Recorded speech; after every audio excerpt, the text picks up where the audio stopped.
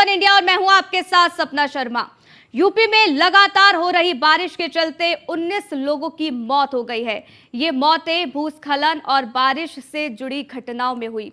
दिल्ली में भी यमुना का जल स्तर बढ़ रहा है। दिल्ली, एनसीआर और उत्तर प्रदेश के कई शहरों और कस्बों में रिकॉर्ड बारिश के चलते सड़कें और आवासीय क्षेत्र घुटने तक पानी में डूब गए हैं। वहीं उत्तराखंड, हिमाचल, जम्मू कश्मीर में बारिश ने सबसे ज्यादा तबाही मचाई है। ये तस्वीर भी हम आपको दिखा रहे हैं। ये तस्वीर आपको विचलित जरूर कर सकती है, लेकिन आपको बता दें कि जिस तरीके से झमाझम बारिश हो रही है उसने लोगों की चिंताओं को और बढ़ा दिया है। यहाँ डर का माहौल साफ तौर पर देखा जा रहा है।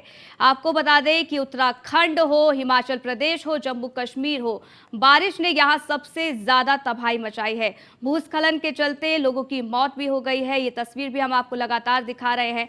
आपको बता दें कि जिस तरीके से बारिश कहर बरपा रही है, लोगों को इस बारिश ने डरा दिया है।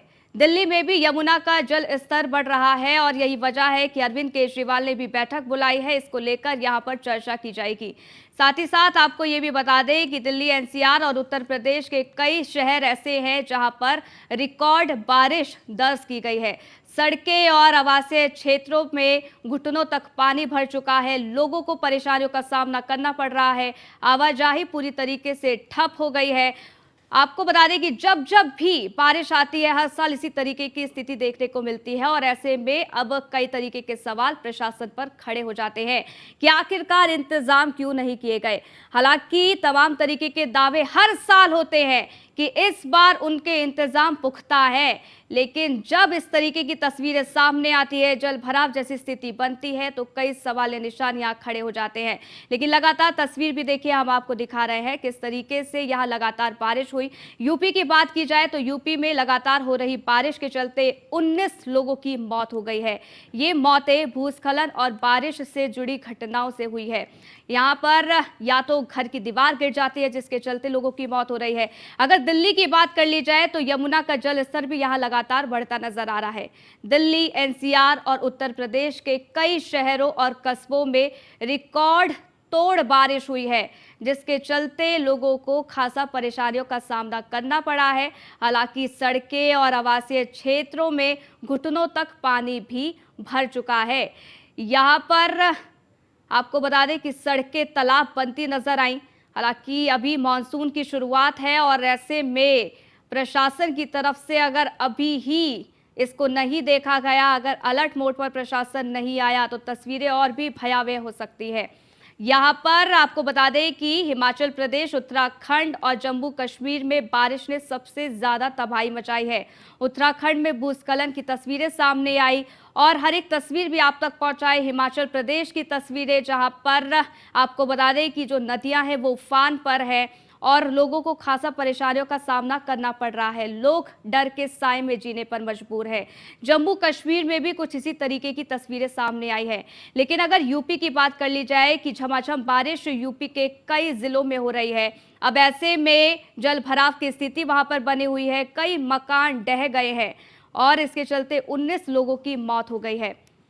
दिल्ली में भी इस तरीके के हालात बने हुए हैं। जगह जगह जलभराव की स्थिति यहां पर देखी जा रही है। हालांकि मौसम विभाग की तरफ से अभी भी अलर्ट जारी कर दिया गया है। हालांकि आपको बता दें कि चारधाम यात्रा भी चल रही है और ऐसे में लोगों को भी ये हिदायत दी जा रही है, खुद सीएम पुष्कर सिंह धामी के द्वारा, कि मौसम विभाग के अलर्ट को देखकर ही वो अपने यात्रा पर आगे की तरफ बढ़े। कांवड़ियों का दौर भी शुरू हो गया है, क्योंकि कांवड़िए जो है वो हरिद्वार पहुंच रहे हैं, लेकिन जिस तरीके से बारिश हो रही है उसके चलते खासा परेशानियों का सामना करना पड़ रहा है। यमुना का जल स्तर बढ़ गया है। वहीं बात की जाए तो जल भराव की, तो जल भराव के चलते भी खासा परेशानी, खासा जो दिक्कत है वो लोगों को झेलनी पड़ रही है।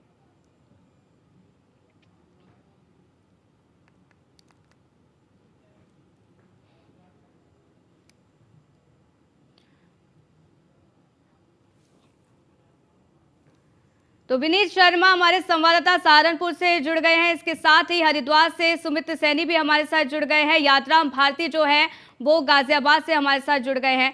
सबसे पहले मैं सुमित सैनी आपके पास आना चाहूंगी, क्योंकि जिस तरीके से कांवड़िए भी वहां पर पहुंच रहे हैं और भारी बारिश के चलते खासा दिक्कतों का सामना करना पड़ रहा है।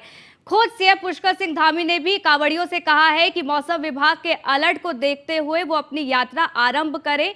और हालांकि फिलहाल वहां की क्या कुछ स्थिति बनी हुई है और किस तरीके का अलर्ट वहां पर जारी है?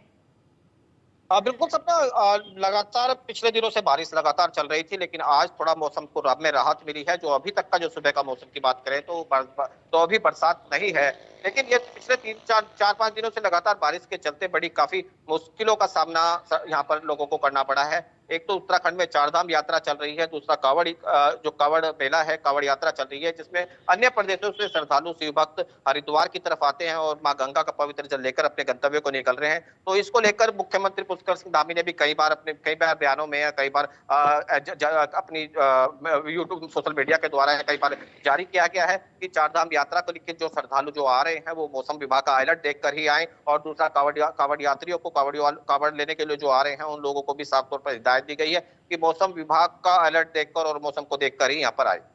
बिल्कुल, यहाँ पर अलर्ट साफ तौर पर जारी भी कर दिया गया है। यात्राम भारती भी लगातार हमारे साथ बने हुए हैं। यात्राम, गाजियाबाद में भी जल भराव की स्थिति यहाँ पर देखने को मिली। हालांकि प्रशासन की भी पोल यहाँ पर खुल गई है, क्योंकि तमाम दावे यहाँ पर किए जाते हैं कि हमारी तरफ से व्यवस्थाएं की गई है, हमारी तरफ से इंतजाम किए गए हैं, लेकिन हर साल इसी तरीके की तस्वीर। देखिए, व्यवस्था क्या है और दावे क्या है और जमीनी हकीकत क्या है, ये सब कुछ दर्शक देख चुके हैं। और सबसे बड़ी बात ये है कि जो गाजियाबाद का प्रशासन है और गाजियाबाद की जो मेयर है खास तौर पर, वो लगातार चुनाव से पहले इस बात को बोल रही थी कि हम लोग जब आएंगे तो नालों की सफाई पर ध्यान देंगे और जल भराव नहीं होने दिया जाएगा। खैर, जो स्थिति है वो बड़ी भयानक रही। कल पूरे दिन बारिश पड़ी, 12 घंटे लगातार बारिश पड़ने के बाद जो गाजियाबाद था, शायद ही ऐसा कोई जगह हो जहां पर जल भराव ना हो, जिसकी वजह से सड़कें धसी, कई जो वाहन थे वो खराब हुए। और इतना ही नहीं, लोनी इलाके में 10-10 फुट पानी में जो लोग थे वो फंसे और करीब 33 लोगों को कल एनडीआरएफ ने रेस्क्यू किया। और पूरी रात जो ये ऑपरेशन चला, और एक बात को लेकर जो गाजियाबाद के डीएम है, न सिर्फ उन्होंने स्कूलों की छुट्टी की बल्कि जो एक एडवाइजरी भी जारी की, और जिसमें कहा गया कि अगर कोई जरूरी काम नहीं है तो घर से बाहर ना निकले। तो ये एक बारिश का खौफ है, बारिश का जो कहर है वो तो जो जनता है उस पर पड़ ही रहा है, लेकिन जो दोहरी मार है, प्रशासन की जो दोहरी मार है,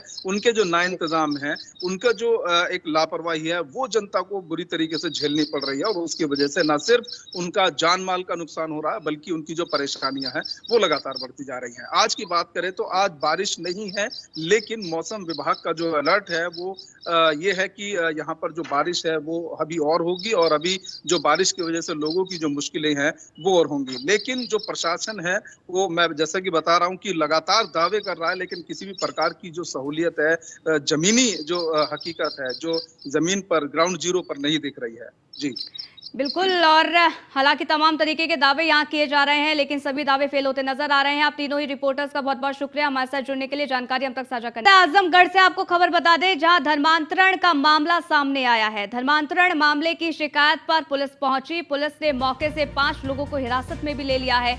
मौके से धर्मांतरण से जुड़ी सामग्री जो है वो भी बरामद कर ली गई है। प्रार्थना सभा के नाम पर हो रहा था धर्मांतरण। निषाद पार्टी के जिला उपाध्यक्ष ने दी थी तहरीर। थाने में 6 लोगों के खिलाफ तहरीर दी गई थी।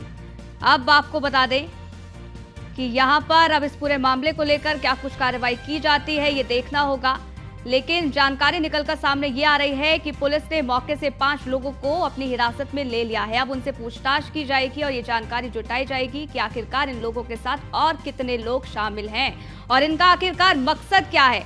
लेकिन धर्मांतरण के मामले लगातार बढ़ते नजर आ रहे हैं। नया मामला आजमगढ़ से सामने आया है। आपको बता दें कि यहाँ पर धर्मांतरण मामले की शिकायत पर पुलिस पहुंचती है और 5 लोगों को हिरासत में ले लेती है। मौके से धर्मांतरण से जुड़ी सामग्रियां भी पुलिस के द्वारा बरामद कर ली गई है। प्रार्थना सभा के नाम पर धर्मांतरण यहां पर हो रहा था। निषाद पार्टी के जिला उपाध्यक्ष ने तहरीर दी थी, जिसके आधार पर पुलिस ने कार्रवाई की। थाने में 6 लोगों के खिलाफ यहां पर तहरीर दी गई थी। तो आपको बता दें कि प्रार्थना सभा का नाम और धर्मांतरण का ये काम किया जा रहा था। हालांकि पुलिस अब जांच करेगी। 5 लोगों को पुलिस ने हिरासत में ले लिया है, उनसे पूछताछ की जाएगी। मौके से धर्मांतरण से जुड़ी जो सामग्रियां हैं वो भी बरामद कर ली गई हैं। प्रार्थना सभा के नाम पर यहां पर धर्मांतरण हो रहा था। निषाद पार्टी के जिला उपाध्यक्ष ने तहरीर दी थी और थाने में 6 लोगों के खिलाफ यहां पर तहरीर दी गई थी।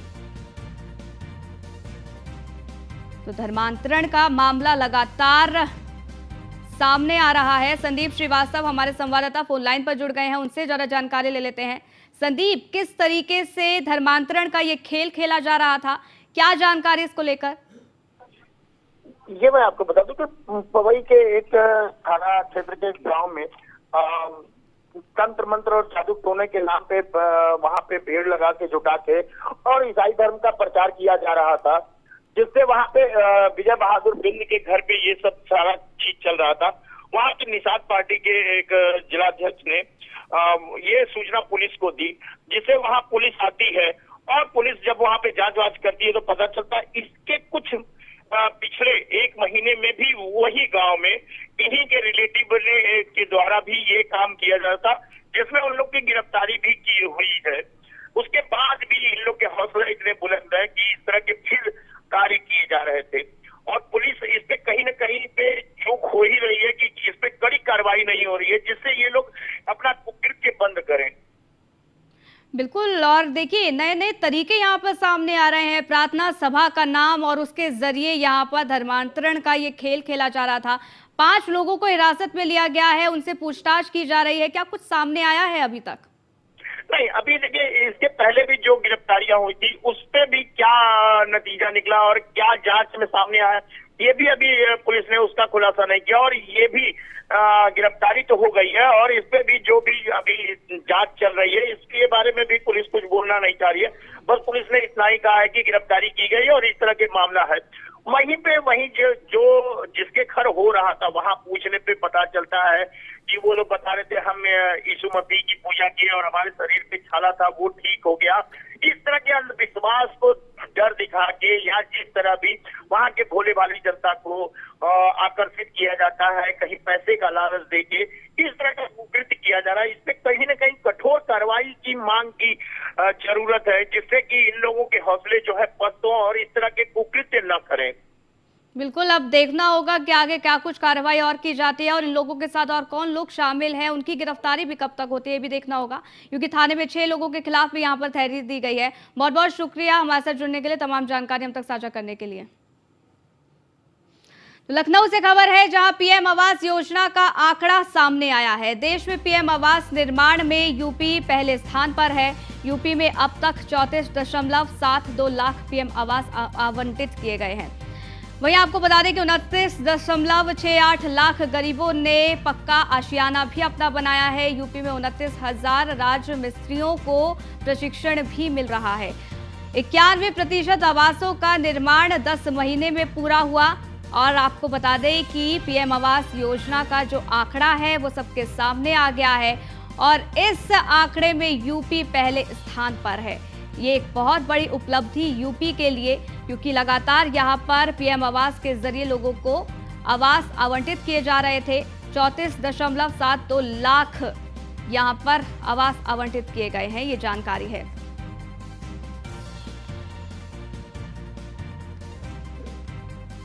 लखनऊ से खबर है जहां यूपी में आईएएस अफसरों का तबादला हुआ है। आईएएस अनिल ढींगरा गोरखपुर के मंडलायुक्त बने हैं। जल निगम के एमडी से मंडलायुक्त की जिम्मेदारी मिली है। रविंद्र कुमार को एमडी जल निगम का अतिरिक्त प्रभार सौंपा गया है। उदय भान त्रिपाठी को विशेष सचिव आबकारी का जिम्मा सौंपा गया है। सत्य प्रकाश पटेल विशेष सचिव नगर विकास बने हैं। तो यहाँ पर तबादले हुए हैं आईएएस अफसरों के, नई जिम्मेदारी यहां पर दी गई है। तो आपको बता दें कि रविंद्र कुमार को एमडी जल निगम का अतिरिक्त प्रभार सौंपा गया है। इसके साथ ही उदयभान त्रिपाठी को विशेष सचिव आबकारी का जिम्मा मिला है। सत्य प्रकाश पटेल विशेष सचिव नगर विकास बने हैं। वहीं इसके साथ ही आईएएस अनिल ढींगरा गोरखपुर के मंडलायुक्त बने हैं। तो यहाँ जिम्मेदारियां सौंपी गई है। जल निगम के एमडी से मंडलायुक्त की जिम्मेदारी उनको सौंपी गई है। रविंद्र कुमार को एमडी जल निगम का अतिरिक्त प्रभार सौंपा गया है। उदयभान त्रिपाठी की बात कर ली जाए तो उनको विशेष सचिव आबकारी का जिम्मा दिया गया है।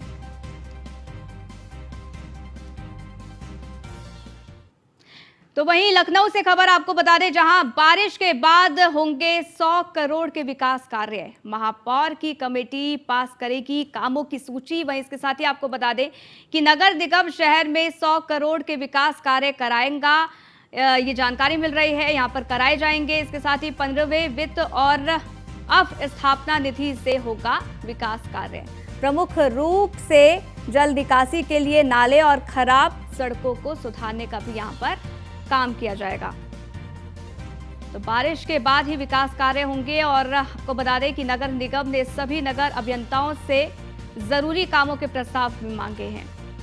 उनके द्वारा प्रस्ताव दिए जाएंगे और काम शुरू होगा। बताया जा रहा है कि बारिश के चलते क्योंकि विकास कार्य बाधित होते हैं, रुकावट आती है, और यही वजह है कि निर्णय लिया गया है कि बारिश के बाद अब विकास कार्य किए जाएंगे। नगर निगम शहर में 100 करोड़ के विकास कार्य यहां पर कराए जाएंगे। 15वें वित्त और अवस्थापना निधि से ये विकास कार्य होगा।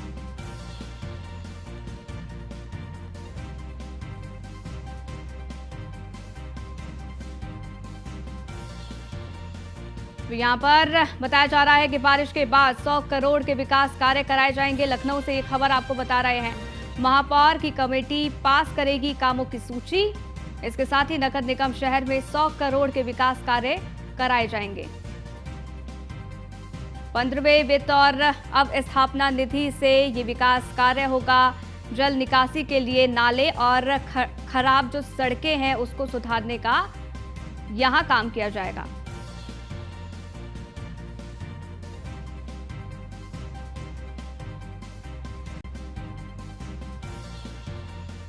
लखनऊ से खबर है, जहां अनी बुलियन घोटाले का मामला। और आपको बता दें कि आईएफएस अधिकारी निहारिका को ईडी ने तलब किया है।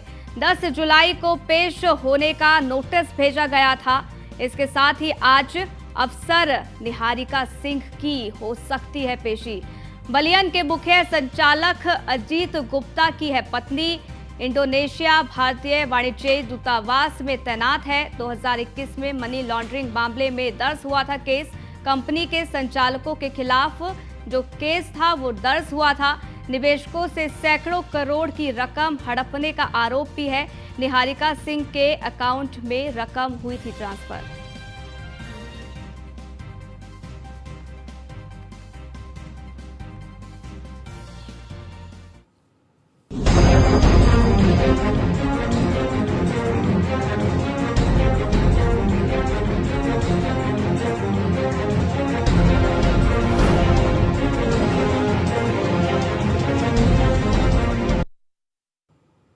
तो यूपी बीजेपी मिशन 2024 को लेकर एक्टिव हो चुकी है। लोकसभा चुनावों के मद्देनजर बीजेपी बड़ा संगठनात्मक बदलाव करने जा रही है।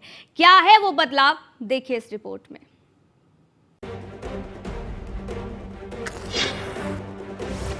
लखनऊ स्थित बीजेपी कार्यालय खचाखच भरा था। कार्यालय में प्रदेश संगठन के तमाम नेता पहुंचे थे। मौका था मिशन 2024 को लेकर मंथन का। बैठक की अध्यक्षता प्रदेश अध्यक्ष भूपेंद्र चौधरी ने की। बैठक का सारा लबोलुआब ये था कि मिशन 2024 को लेकर किस तरह सूबे की 80 सीटों को फतह किया जाए। इस मिशन के फतह में कहां संगठन कमजोर पड़ रहा है उसे दुरुस्त किया जाए। दरअसल संगठनिक दृष्टि से बीजेपी ने प्रदेश को 98 जिलों में बांटा है। जिन जिला अध्यक्षों को हटाया जाना है उनमें कुछ लंबे समय से पद पर जमे हैं, तो कुछ के खिलाफ गंभीर शिकायतें मिली हैं। कुछ जिला अध्यक्षों की निष्क्रियता भी पार्टी को खटक रही है।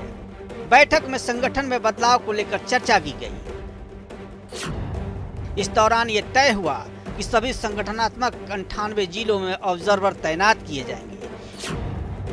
ये ऑब्जर्वर 15 जुलाई तक जिला अध्यक्षों के नाम की लिस्ट प्रदेश संगठन को सौंपेंगे। इस लिस्ट के मुताबिक 25 जुलाई तक जिलों में प्रदेश संगठन नई टीम का गठन करेगा। देखिए, ये सब तो बदलाव संगठन में ये अनवरत प्रक्रिया है, होती ही रहती है। अब क्षेत्रीय स्तर पर क्षेत्रीय अध्यक्ष बने हैं तो उसमें कुछ आंशिक बदलाव के साथ काम करेंगे, लेकिन कोई भी हो कार्यकर्ता ही आएगा। और कार्यकर्ता और सभी कार्यकर्ता, आज का भी हो, पहले का हो, आने वाले कार्यकर्ता हो, पदाधिकारी हों, वो सब मिलकर भारतीय जनता पार्टी को 80 में 80 सीटें मिले। नरेंद्र मोदी जी तीसरी बार देश का नेतृत्व एक बार फिर से करें। यही सबके मन में इच्छा है। अभी तक जिलों में अध्यक्षों की नियुक्ति के लिए प्रभारी फीडबैक देते थे। ये फीडबैक स्थानीय कार्यकर्ताओं और नेताओं के इनपुट पर आधारित होता था। वहीं दूसरी तरफ यूपी के कुछ जिलों में निठल्ले जिला अध्यक्ष बदले जाने हैं। ऐसे में कयास लगाए जा रहे हैं कि ऑब्जर्वर की नियुक्ति लोकसभा चुनाव के मद्देनजर की गई है। इन्हें जिलों में नई टीम के गठन के बाद कुछ और अहम जिम्मेदारियां सौंपी जा सकती है। यानी बीजेपी अपनी संगठन को मजबूती के लिए एक और विकल्प तलाश लिया है। बीजेपी अच्छी तरह जानती है कि दिल्ली की गद्दी का रास्ता यूपी से होकर जाता है। ऐसे में बीजेपी 2024 को लेकर किसी तरह की चूक किंतु परंतु को दूर कर लेना चाहती है ताकि वो प्रदेश की 80 सीटें अपनी झोली में डाल सके। Bureau report, news 1 India. तो इस बुलेटिन में फिलहाल के लिए बस इतना ही, रुकेंगे।